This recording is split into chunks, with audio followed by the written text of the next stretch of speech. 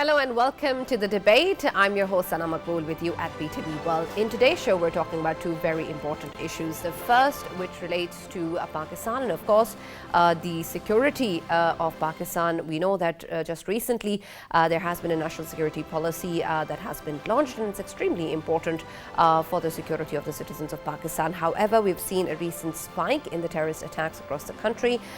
Just a few days ago, we've seen that there has been a first of its kind shooting in the federal capital in Karachi company, which the Interior Minister Sheikh Rasheed has also called a terrorist attack and said this is not something which was related to theft or robbery but is a blatant terrorist attack. There have been other incidents of terrorist attacks in different parts of the country, and not just the federal capital, which point to an increase of such incidents in the country.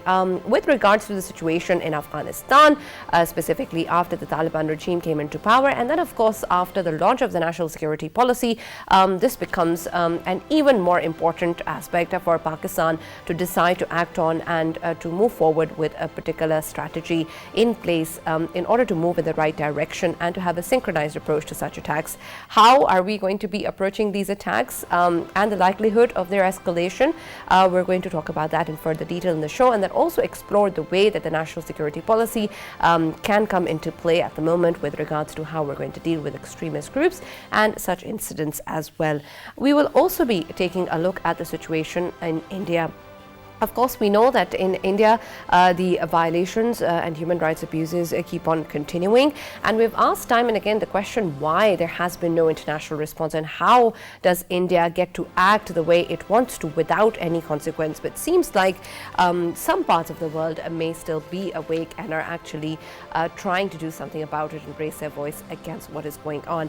And in that regard, a London-based law firm has filed an application with the British police, and they have called for the arrest of the Indian Army Chief and also the Home Affairs Minister Amit Shah. And we understand that a lot of this, of course, is with regards to their responsibility in terms of the violations that have taken place. The report, which has been based over 2,000 testimonies taken between 2020 and 2021, also accuses 8 unnamed senior Indian military officers for direct involvement in war crimes and other incidents of torture in the Indian-occupied Jammu and Kashmir. This, of course, is an important step, and it is being taken under universal jurisdiction, a concept we will try and explore in further detail in the show as well, and to try and see how much of an impact does it have, what exactly is the power the different authorities across the world hold under this principle, and whether or not some real action can be taken as this report is asking for. Of course, to discuss all of these issues, we have been joined in the studio with Mr. Farrukh Pitafi and Mr. Raja Faisal, as always. Welcome to the show. And of course, we've been joined by our experts online as well. For the first segment, we have been joined by Brigadier Retired Mr. Haris Nawaz, who's a political analyst, and he's going to be staying us throughout the program to talk about the situation with regards to India as well. And we've also been joined by Mr. Ehsan Ghani, who's a former national coordinator for the National Counter-Terrorism Authority, who has joined us on telephone line. Thank you very much for taking the time out to be a part of the debate. I'll start with you, Mr. Ehsan Ghani, with the fact that when we see such incidents, of course, it brings to light the way that we need to respond in terms of a coordinated strategy, in terms of a coordinated response, and how we're of course going to be doing this, have been doing this previously as well. Something which is different this time around, of course, is the fact that we have, for the first time ever, a national security policy, which of course was devised in order to provide a framework for the entirety of security of the citizens of the country. When we see such terrorist threats emerging and such incidents increasing, specifically keeping in mind the situation in Afghanistan, do we have what is needed to be in place for all the different units, all the different institutions to act accordingly in principle for a unified stance against these elements? Thank you so much for having me on the show. Let me start with the recent spike in terrorist activities. So I think this was something which was expected, and most of the law enforcement agencies and experts were preparing for this, keeping the situation across the border. And also, when the decline in terrorist attacks and terrorist activities started, say, in 2015, 16, and then onward, we thought the mission is accomplished and we have broken the proverbial backbone of the terrorists. I think it was very, very premature. We lost attention, we lost focus, and became complacent.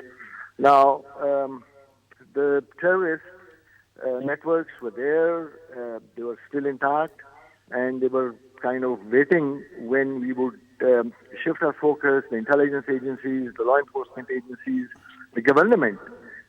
So they were waiting for something like this.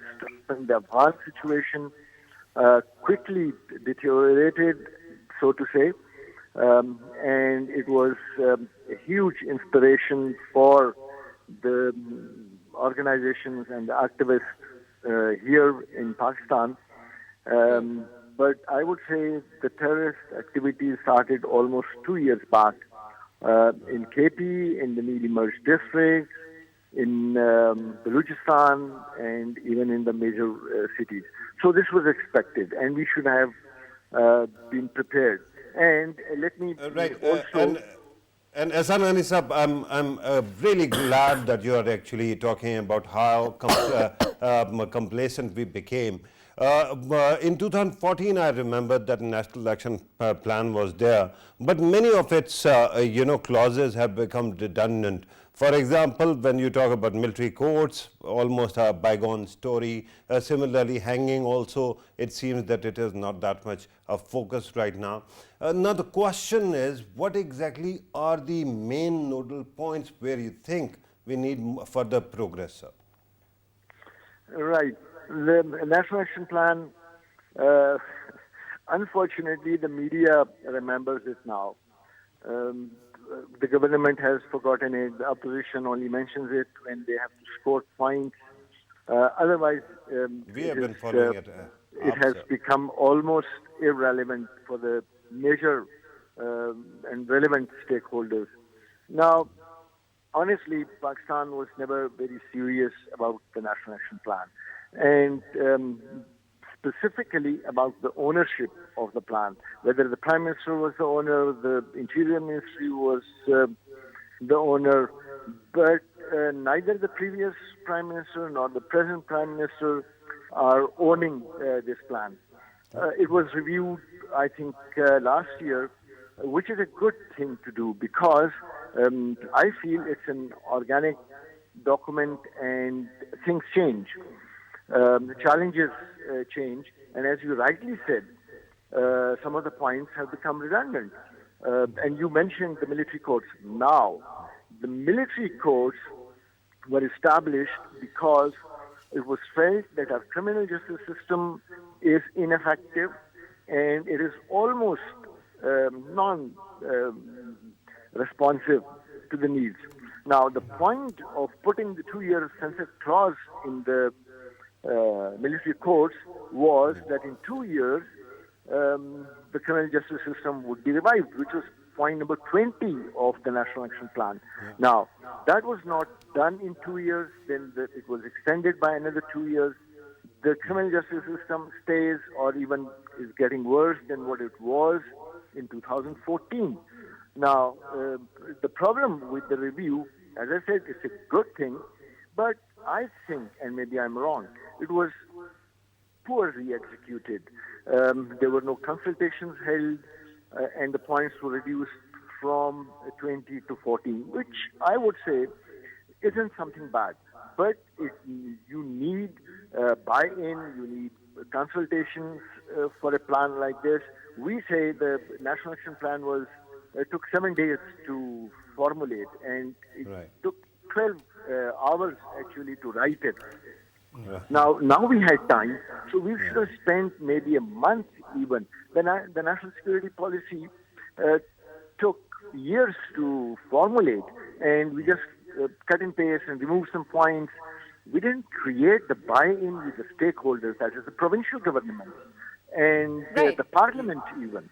Right. Let us also include Mr. Harris in the conversation. When we talk about the national security policy and the kind of efforts we see the government at the moment taking in, don't you think that perhaps, like Mr. Hassan was saying, that it's taken such a long time to be formulated, isn't the commitment and the seriousness to actually follow through is there in the current government? You see, now it's very important. We must understand the national security policy was much needed, and it should have been early. It should much earlier. But the point is now, if it is approved by the cabinet, then the National Security Committee, so it is a now approved document, and we must approve it, and we recommend it also, and appreciate also. Now, the main important thing is how we follow it up. Like National Action Plan, that it was being discussed here, it was a very good document. Everybody wanted at that time after the debacle of APS school children.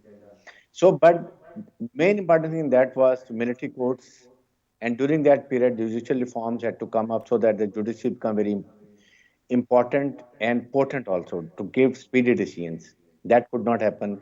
There was no police reform, there was no madrasa reform. Those were things which had to be done so that terrorism in Pakistan is eliminated right at the grassroots level. That was not done, and still things are happening. This was the one main important. Likewise, now I think all elements of national power has been taken into account. In that, of course, we have the foreign ministry, we have the military input, then we have an interior ministry, then health, everybody at the ministry has been given, asked them to give their inputs. Then strategic institutions, they had come, academics had come into it.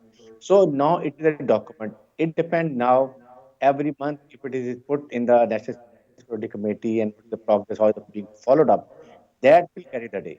If those things remain and we ask the ministers to give their draft, what they want to do, how they want to go about it, so then it will be worthwhile. And I'm sure the way government has shown interest and seriousness, we hope that it will be followed in letter and spirit, and it should be. Brigadier Harris here, I wanted to highlight something very important. As we know that we have been, looking at this terrorism since a long time, and our western border was very hot, and that's why it was taking place. And right now, when we are having a Taliban's government in Afghanistan, and we know there are two provinces, Nangarhar and Kunar province, from where we obviously know that TTP is developing there, and that is where all needed support is coming to this terrorism.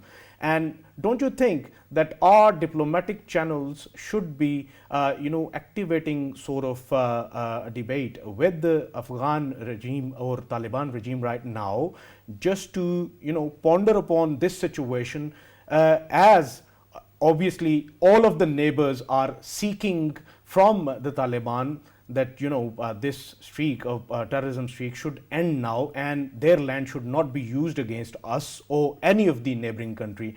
Should we do that, sir? Most important thing, let me tell you, this is the right time also. Why? Because Taliban government is very weak. Pakistan is going out of there to support them and convincing the world that Taliban need economic support, they need stability. Only then they can have a politically inclusive government over there.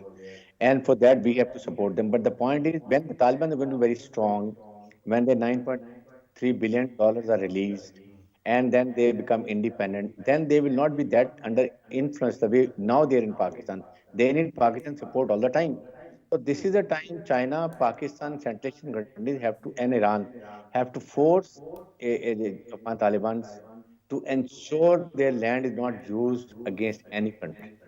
And all Right. terrorist groups, whether they are Al Qaeda, whether they are Daesh, or it is Eastern Turkestan movement, which is against China, Islamic movement, or PTP, everybody must leave their country. But the point, what I always say is, can make the Afghan government very strong, stable, so that they can exert on these elements. The more they are weak, Right. the more terrorism going to be there, and terrorist groups And are that's a going to very be good point, sir. strong about. And So that's about absolutely, that. sir. With your permission, let me go back to Ehsan Hani Sahab. Ehsan Hani Sahab, you have actually served in police as well. Now, the biggest question at this moment is that we are talking about contingent factor, right? These incidents that took place, and we know that the main target was police. Can you actually explain what do you think is happening here, why they are being chosen? And secondly, while you were talking about everything else, I was wondering about the role played by NACTA. How do you frame that and how do you see it in coming days, sir? Right. If you allow and if you have a few minutes, let me quickly go through the good, the bad, and the not so good of the national security policy. The good is it's the first ever something we can improve upon. The formulation process was consultative and input was taken from a wide range of stakeholders. It identified the issues and it is intended to be an organic document. The bad is part is missing. We don't know what is wrong. Like everyone knows what is wrong and how to put it right.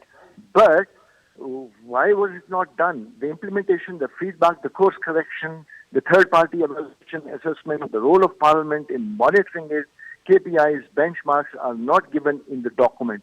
This document particularly is specially for only for public, and it is said that the original document is somewhere else and that these things are mentioned in that. Resources have not been identified, human resource, finances, where will they come from?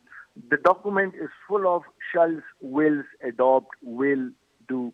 There is very little to speak about the internal security, 1 or 1.5 page, and very little about terrorism and extremism. Now, but during your time, sir, there was an NISP also. So what yes, I'm actually trying to ask you is, not one, how there do were you two see the... NISPs. There were two sorry, NISPs. The NISP 1, 14 to 18 was, again, at first, so that was the only good thing about NISP 1, that it was the first document. No stakeholders' input was taken, no consultations were held.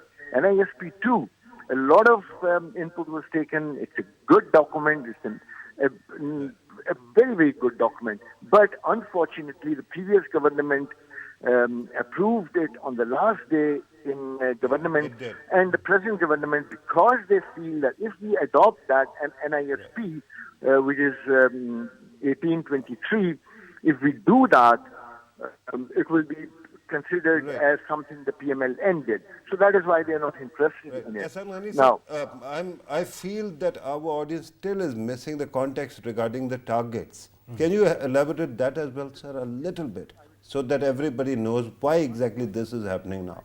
Is being attacked. It's a very, very bad thing to say, but thinking from the militant side, why not? Police is a symbol of the state. That is why they are just attacking them. Now, just 2 days back, police in Islamabad was targeted. Now, one constable was martyred, but they reacted. The good thing is they reacted and they killed the 2 terrorists.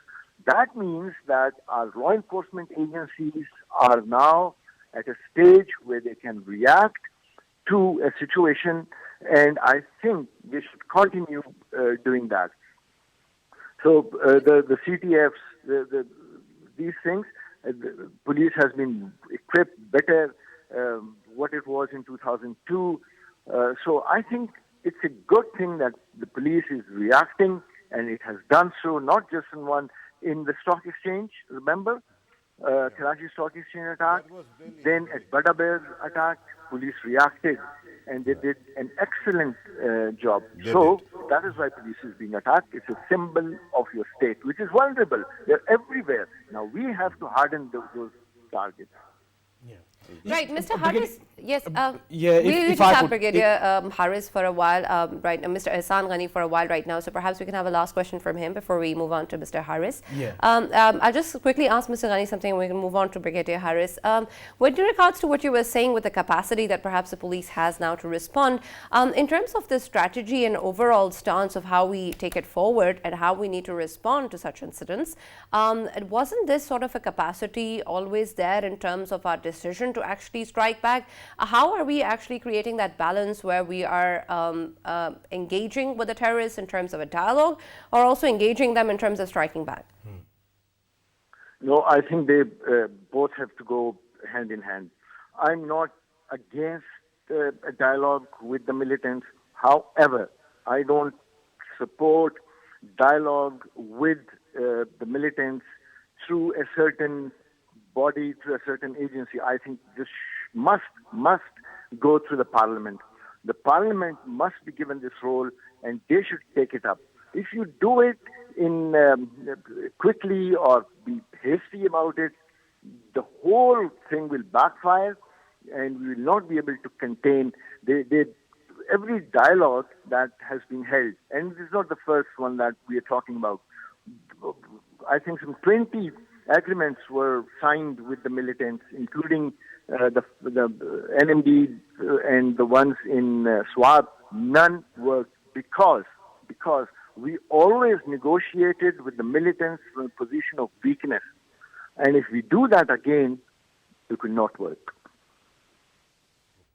Right, and Mr. Hassan, when we talk about dialogue, of course, then there's also that distinction between which groups are we actually engaging in dialogue with. Now, how are we differentiating with the elements that when we see the government making a stance in terms of the elements that are willing to be taken under constitution and those that are not? How is that sort of differentiation being taken place? It's very easy. You answered your question. Those who stay within the confines of the Constitution of Pakistan, and there are some, you start with the low-hanging fruit. Don't start talking with TTP first. Talk with the, so to say, sub-nationalists. Talk to them. They agree to the idea of Pakistan. They are not there to shove their ideology down our throats. They just want a little respect, in some cases, resources. You know, one of the major causes of terrorism and extremism is demographic, regional, provincial disparities. You remove them. You're not doing it. One of the points of the National Action Plan was Balochistan reconciliation. We didn't do anything there. Just to clarify, seek clarification. Which sub-nationalist groups are you talking about? I'm talking about Balochistan and sub-nationalists. I'm talking about the PTM. Why not? Why don't you talk to them, for God's sakes? Thank you very much, Mr. Hassan Ghani, for taking the time out and joining us for the debate. We're almost out of time for this segment, but Faisal, I understand you had a question for Mr. Haris. Yeah, but earlier I had the question, but you asked that question. All right.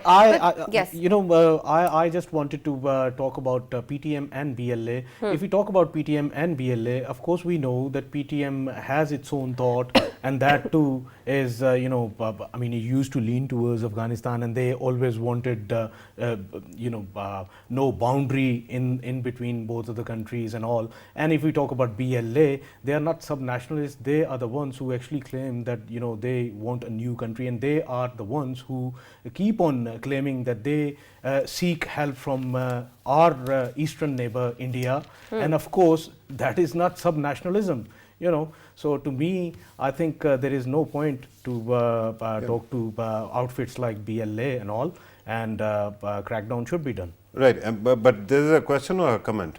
Because I want to actually add it. That's a comment. Right. I just wanted to come in here, yes. Sana, because the identity, of course, they are called sub-nationalist and they are anti-nationalist also. But regarding overall situation at this moment, we understand that the current attacks are not taking place. The sub-nationalist groups are not actually perpetuating these attacks in Islamabad or elsewhere on police in the main settled areas. I think so far what we have learned is that it is basically the same terrorist organizations that we have been fighting here in the Afghan border areas as well. So far we have to wait and see what exactly is the situation. But honestly, I agree with you, Faisal. Enough is enough. Yeah. How many Pakistanis will be killed before we realize that there shouldn't be any patience for the terrorists? If you kill innocent citizens first, earlier Hassan Ghani Sahab was saying that the parliament should be able to actually forgive them. But with due respect, why parliament? Parliament actually is, parliament hardly lost anybody. It is the common citizens of the country who lost their loved ones, right? So they should be asked to forgive or decide whether there should be a dialogue or not. But doesn't the parliament represent them? No, not exactly. Come on. This is the parliament. With due respect, I don't want to speak against it, but here's the fact that a governor dies and actually condemnation goes to the other side. And then there are umpteen other situations where the parliament could not actually stand up, didn't have the courage. But so for why dialogue, not actually don't go we- to the common man? But for dialogue, don't we need a representative? If I've lost someone, I mean, God forbid, you lose your colleague called Farrukh Pitafi, should people be coming to you for or his family, or should they be going to parliament, which actually has nothing to do with his life? But when we talk about dialogue and of course the scale of it and what is required in terms of representing the public, surely we can't expect all of the public to interact with them. How do you propose us to go for a dialogue then? Or is it just a decision that is a you're kind saying? of pocket veto from my side, right? I'm not for the dialogue, but my concern at this moment is that if you want to seek any kind of forgiveness, it is the people who lost somebody who get to decide, basically. Yeah, great. And I think ground jirga of obviously the bordering areas, it should be considered as well, and they should be taken on board. Yeah, and they should be forgiving their own losses, not my relatives. Because I lost friends and loved ones as well. Let us welcome Ms. Shani Hamid in the show. Thank you very much, Shani, for joining us once again. Of course, we're now going to be moving on to the situation in India and the recent development where we see that a London-based law firm has actually filed an application with the British police against the Indian Army chief and others for being responsible of war crimes and torture in the Indian-occupied Jammu and Kashmir. Shani, we keep saying whenever we talk about the situation in India and also in our own programs as well that there has been no response from the international community. But it seems like perhaps this is a step which is different than the ones taken in the past, or a voice raised which is perhaps which has more value and more potential impact than the previous ones in the past. Is that a correct assessment to make? That's right. Thank you very much indeed for having me. And you are absolutely right, my dear sister.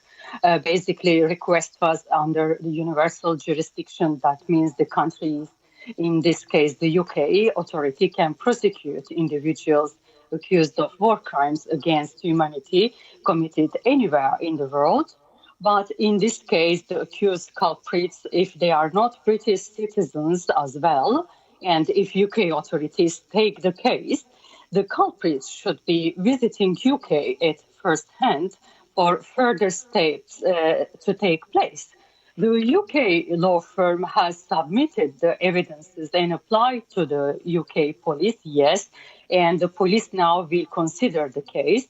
If upon the outcome of the investigation, since the accused parties, if they are not UK citizens and if no UK citizen has been impacted by the offending acts, authorities will contact Indian authorities as a sovereign state in India, and India has to investigate the matter within its own internal lawful state. Yes, so in the meantime, absolutely great, courageous stage to take part. Right. Yeah. When we understand the concept of universal jurisdiction, does this mean that there is something that binds the action that is going to be taken against the people that they're filed the application against? Is the British police bound to take any action? And what is going to be the scale or the conditions required for such an action to take place? Well, if the evidence is strong enough, if a strong, solid evidence, police has to contact the Indian authorities, because if there is no British citizen involved in this case, and if this matter is being taken in England, and authorities has to contact the Indian authorities. In this stage, the stage will determine whether the case will die or criminals will be prosecuted or case will go to International Criminal Court. Because there is a catch in this particular question of yours, and kindly forgive me, I have to quote this particular law fragments from my notes. So how it happens is for Indian occupied Jammu and Kashmir, brothers and sisters, there is the right of people's self-determination and self-determination, which is the basic principle in international law, which is well protected by the United Nations. And this law clearly states that people, based on respect for the principle of equal rights and fair equality of opportunity, have the right to freely choose their sovereignty and international political status with no interference. Yes, this is Right. Yeah. where So, our Brigadier Indian Haris, occupied I Jammu and actually also Kashmir wanted brothers to and ask him a sisters taken question, if I their can, Vijay. actions Right, for, right, and this Shani, is point where taken. Absolutely. Right. Yes. With your permission, Faisal, if you Yeah, allow me. yeah. Right, Brigadier Sahib, there are two very important things. One is a precedent regarding Rohingya Muslims, right? The way Burma was taken to the International Court of Justice. And the second thing is the matter of lawfare. Do you think that there is a lawfare? Usually whenever we hear the comments, we hear that it is being used as a pejorative. But with due respect, this is a right that one can use. Do you think that all the both these cases or examples can actually help Pakistan in seeking justice for the people of Kashmir, sir? Definitely, the point is these are two very clear examples, and now that trial is already in progress. But the problem is, if Pakistan takes up the case, we should have some assurity, some proper action will be carried out. Like you see, the problem is who doesn't know what is happening in Kashmir, what Indian police, Indian even leadership, what they are doing in Kashmir, and atrocities, and then human rights violations, blinding poor people with the pellet guns, and these are all the atrocities and the human rights watchdogs, international human organizations, everybody is voicing against it. But the problem is that everybody is looking towards the other side. And that is what Pakistan has been doing. Pakistan raised their voice. Prime Minister of Pakistan said, I am the voice of Kashmiris. And we see the love for by Kashmiris for Pakistan. Whenever they die or they get shahadat, they wrap their bodies in Pakistan national flag. Now the problem is India is being used as a proxy.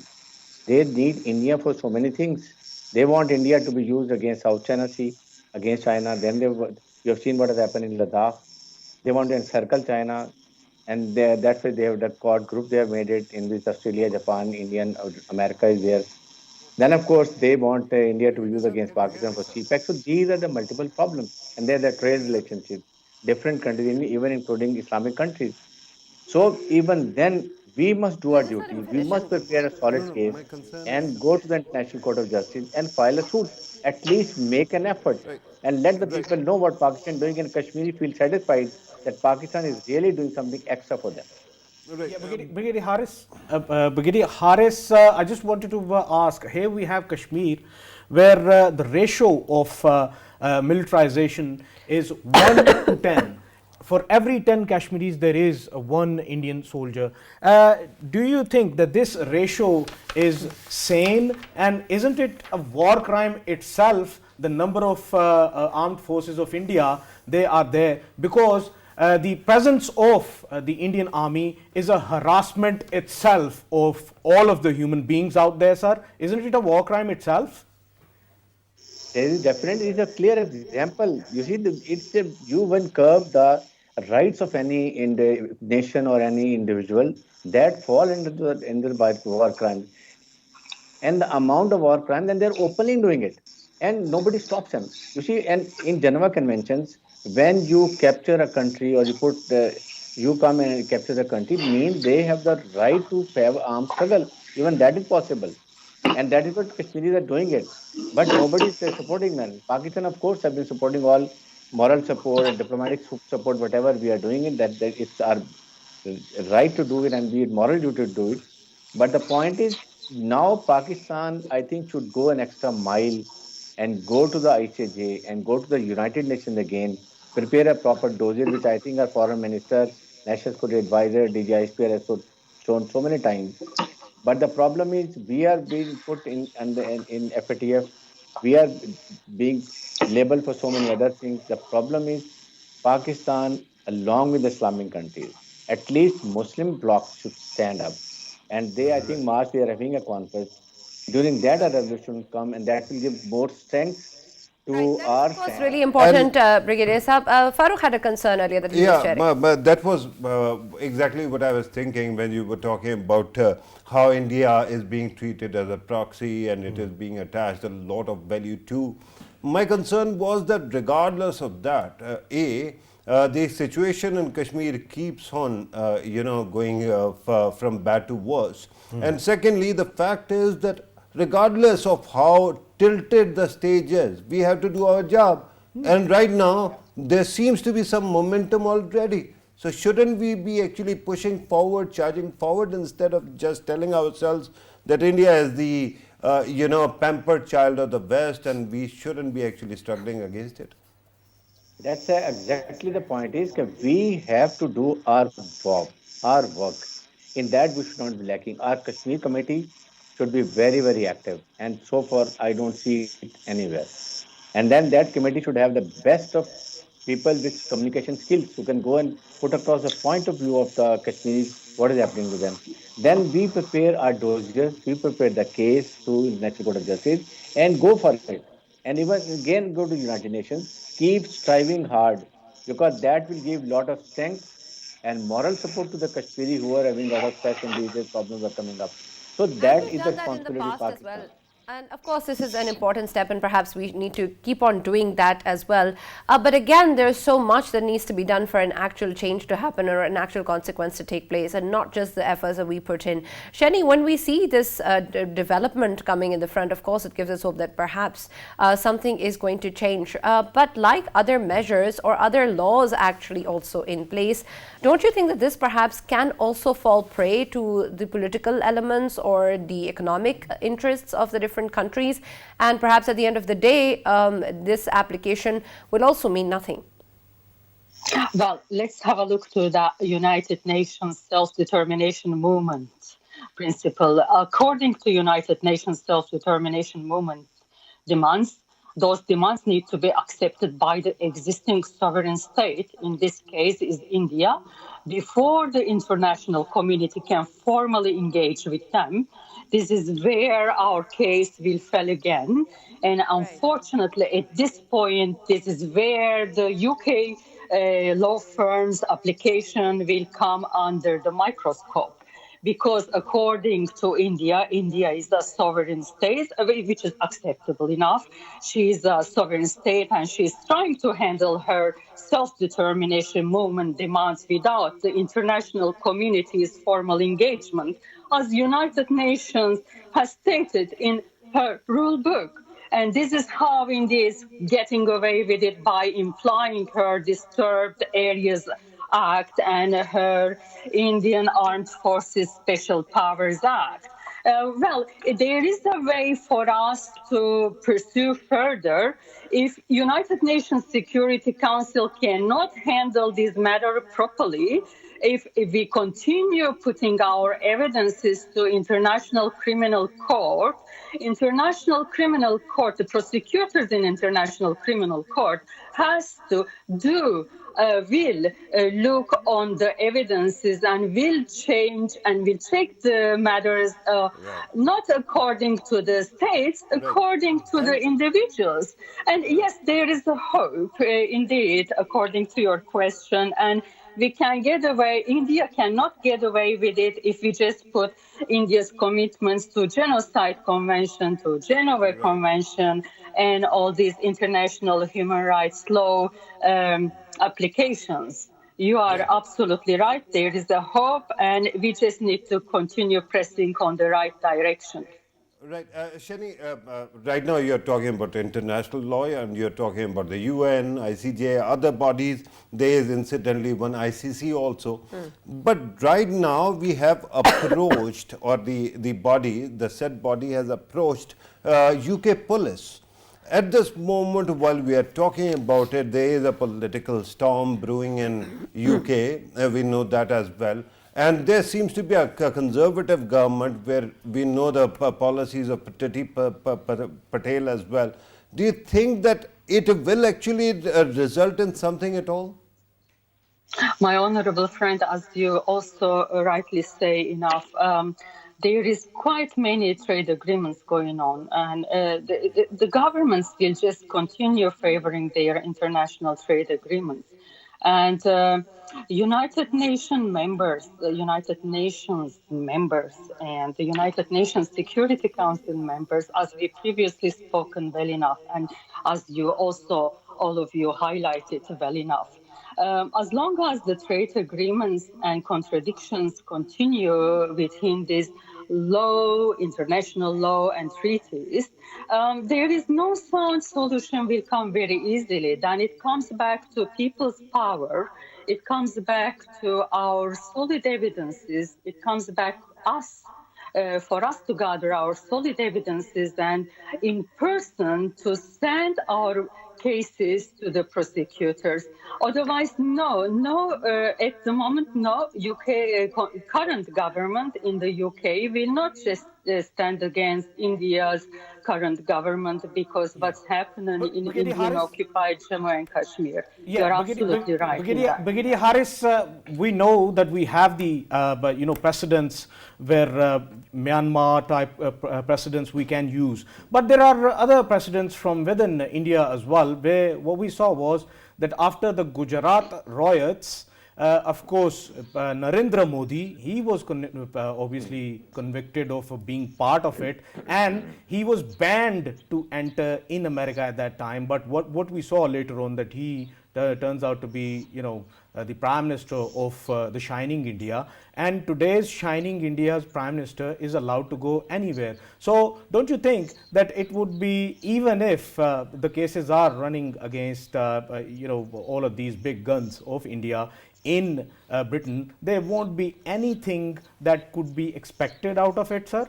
Although a quick correction, he was indicted, not convicted. You see, the point is nothing is going to happen. Problem is, India is a big country. The world has a lot of interest. It is trade. It's geostrategic. There were so many political interests. That's the basic reason they turned their face towards other side. Everybody knows it. The United States, United Nations, European Union, all other countries, all Islamic countries, they know what India is doing, what all they're causing atrocities on the innocent, unarmed Kashmiris. And they're using all brutal force. Not only here, Gujarat, absolutely right, he was declared almost a terrorist.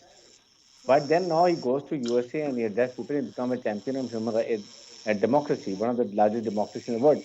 So the problem is here, we have to continue working hard, create our policy which is in favor of Pakistan and of course Kashmir, and we get whatever muster we can support from UK, because I think UK has all the right to support Kashmiris, because this is the unfinished agenda of UK. We know what happened, how Kashmir was divided. So that is the reason I say now everybody in Pakistan, government of Pakistan, Foreign Office, particularly in Kashmir Committee, they should formulate a very strong group of parliamentarians, senators and National Assembly members with good communication skills. They must allow me to actually respond to Raja Faisal as well. Sure. Because Faisal, when you were talking about Gujarat, with due respect, Gujarat probably is not a great example. Why? Because inside India, the own legal system was so perverted and compromised that brick by brick they removed the entire case, and everybody who was accusing Narendra Modi is now in jail. True. But regarding his own movement internationally, and you were talking about bans, do you know what happened? Who banned Narendra Modi and who lifted that ban? Amazingly, George W. Bush banned him, and our former President Obama actually lifted the ban. Yeah. So here everything is topsy-turvy, inside out.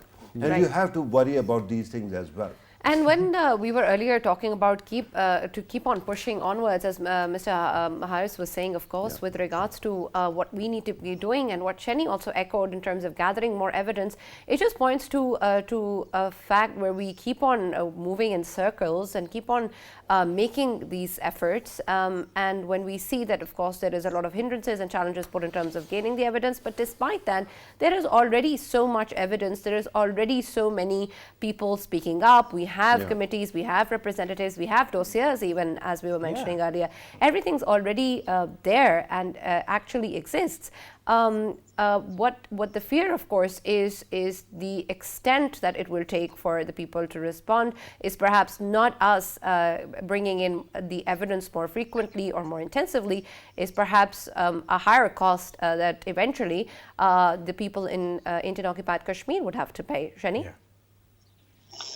Yes, that's right. You are absolutely right. And we actually, first thing we need to do is to eliminate the contradictions in law, in international law, and in local law. And the law is done within the treaties. After all, we have to remember one simple fact. Organization of Islamic Cooperation members are the members of United Nations.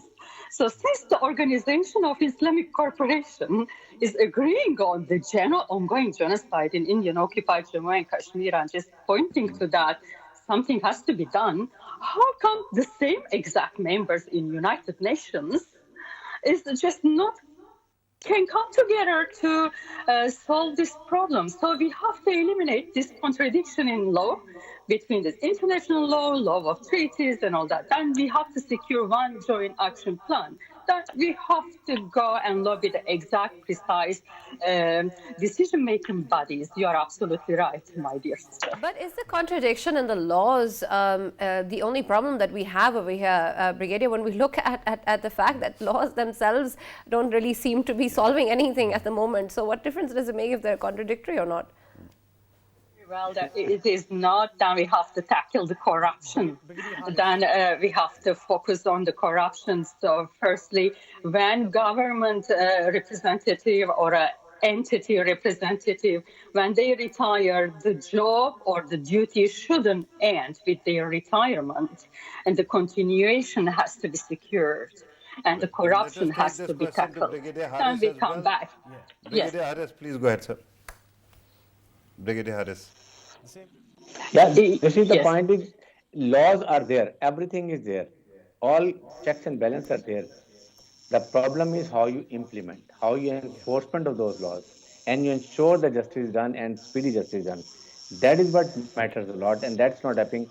Who doesn't know what are the Geneva rules for capturing a country, going and they're causing atrocities, and you go overrule a country and you all revoke all the 370 and 35A, and nobody's talking about it. All rules are there. Why United Nations were brought into action in 1945 was there should be no third world war. Conflict should be resoluted.